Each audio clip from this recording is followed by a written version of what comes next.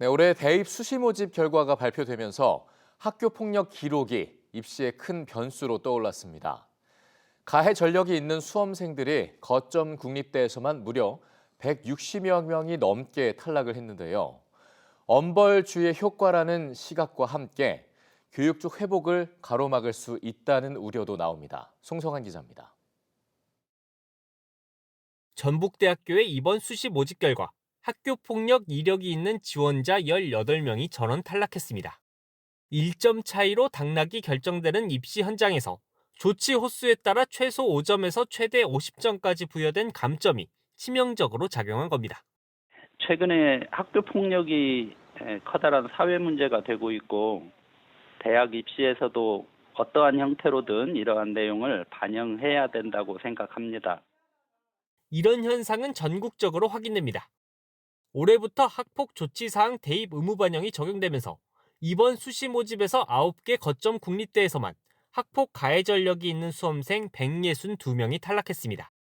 강원대가 37명으로 가장 많았고 경상국립대와 경북대 등이 그 뒤를 이었습니다. 조만간 있을 정시 결과까지 합산되면 탈락 규모는 더욱 커질 것으로 보입니다. 학폭 이력이 입시 당락을 결정지을 만큼 강력한 영향력이 확인되면서 예방 효과에 대한 기대와 함께 학교 현장과 법조 개선 우려의 시선도 나옵니다. 학폭 기록이 사실상 입시 사형 선고가 될수록 가해 학생 쪽이 기록을 지우기 위해 사과 대신 소송을 택하는 부작용이 속출할 수 있기 때문입니다. 분쟁 기간이 길어질수록 피해자 회복 조치는 늦어질 수밖에 없습니다. 심의위원들이 수험생의 장래를 고려해 오히려 가해 학생의 처분 수위를 낮추는 온정주의로 흐를 수 있다는 우려도 제기됩니다. 가해 학생의 장래에는 지장을 주지 않으면서 피해 학생 보호를 위해 가해 학생의 학교나 반을 옮기는 선택지는 현재 심의위원회에 전혀 주어지지 않고 있습니다. 가해 학생의 대학 진학을 막는 것은 사실 응보적 감정 해소에는 도움이 되지만 피해 학생의 실질적 회복과 직결되는 문제는 저는 아니라고 생각합니다. 무엇보다 처벌에 집중된 시스템 속에 정작 피해자의 치유가 소외되고 있다는 지적도 나옵니다.